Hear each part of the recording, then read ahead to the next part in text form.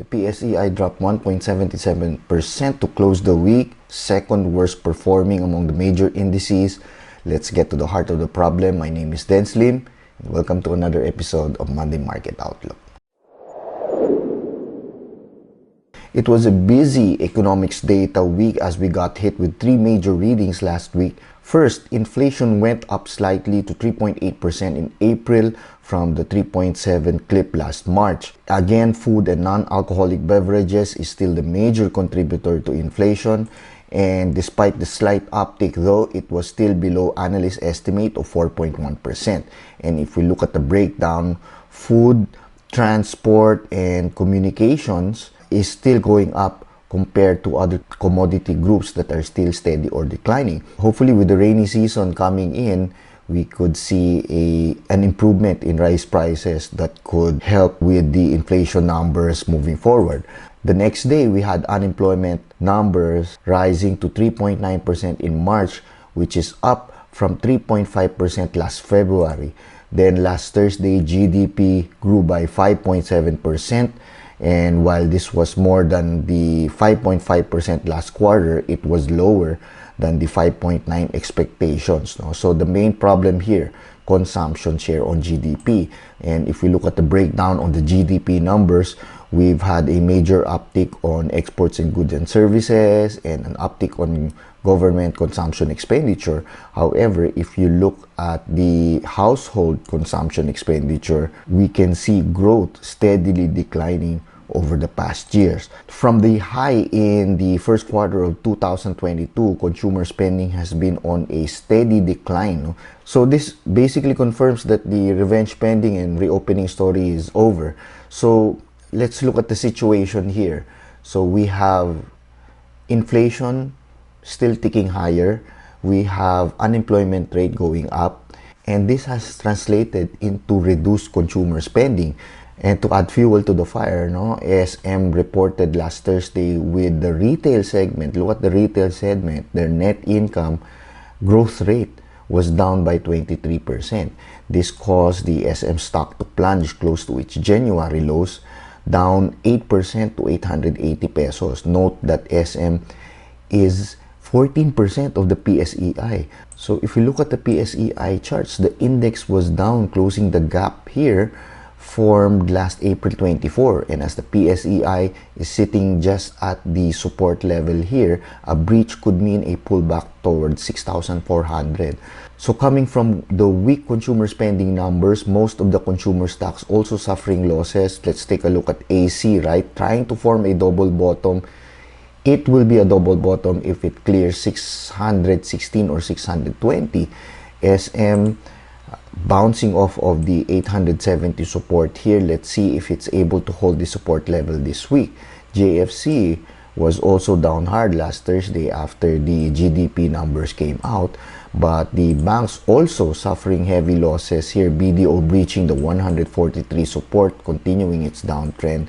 BPI retracing back to support, as well as Metro Bank, right? But then again, we still have some strong stocks in the PSEi. ICT continues to go up. It almost touched our take profit zone, but for me, I think this is already a good level to take profits. Manila Water still on an uptrend on its way to our target price of around 28 pesos. I would take profit here at around 27.50 or 27.60. Monde also starting to look good, targeting around 13.50, 13.70 to take profit. Finally, we haven't looked at URC for quite some time. Chart definitely looking much better. They reported earnings, profits are up 21%, so things are looking much better for URC. Consider easing in if URC pulls back to around 105 or 103 and confirm the bounce from that level. So with consumer spending on the decline, investors may already be speculating on what the BSP will decide on May 16. The BSP will have its monetary board meeting this Thursday to decide whether to keep rates steady or to even cut early, because as high interest rates have caused a steady decline in consumer spending, should the BSP consider cutting rates by June maybe, right, to stimulate spending? Now remember that if the BSP cut rates, this will put pressure on the peso on the forex markets.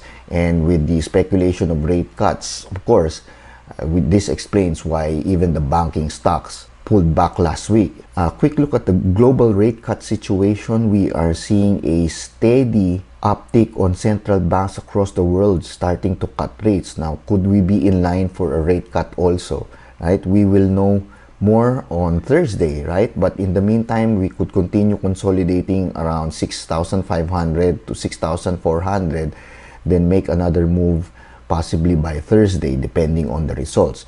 It was a busy earnings week last week. Let's take a quick look at some of the results. RLC reporting a net income of 4 billion, up 53%, minus one-time gains. It still up by 25%.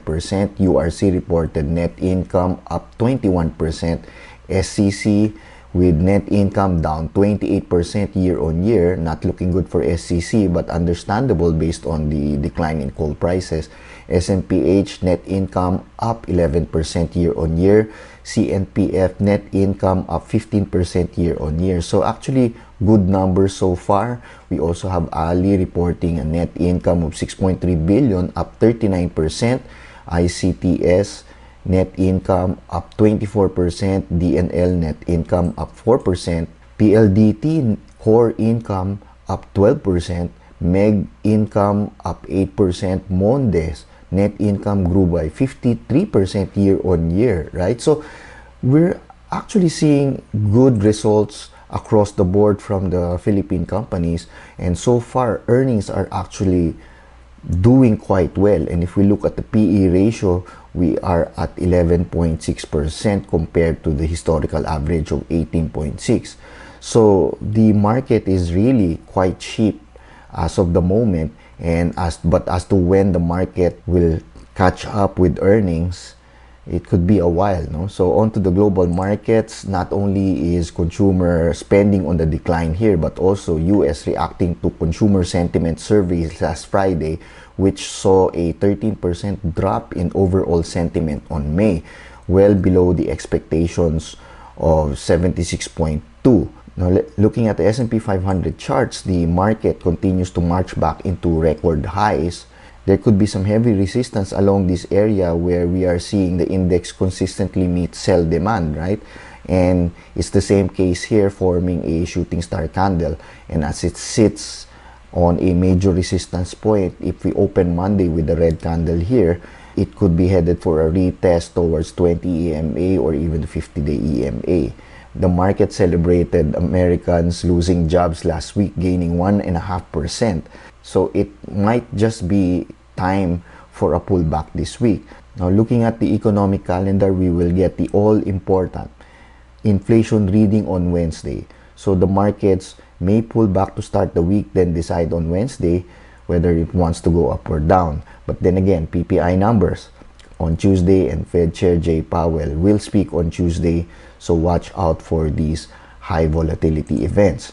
So far, for the US earnings, despite a higher for longer interest rate environment and geopolitical challenges, over 80% of the S&P 500 companies have already reported Q1 earnings, and 77% of them have reported positive EPS surprises, and 61% have reported a positive revenue surprise. So the S&P 500 is actually reporting its highest earnings growth since the Q2 of 2022, and at this point the S&P 500 is trading at 19.9%, which is still above the 5-year and the 10-year averages. Now, as we plot the earnings revisions of the S&P 1500 versus the S&P 500, the market is a bit expensive for now until earnings can catch up. Now, if earnings revisions start to decline similar to here, so we could expect the markets to also pull back.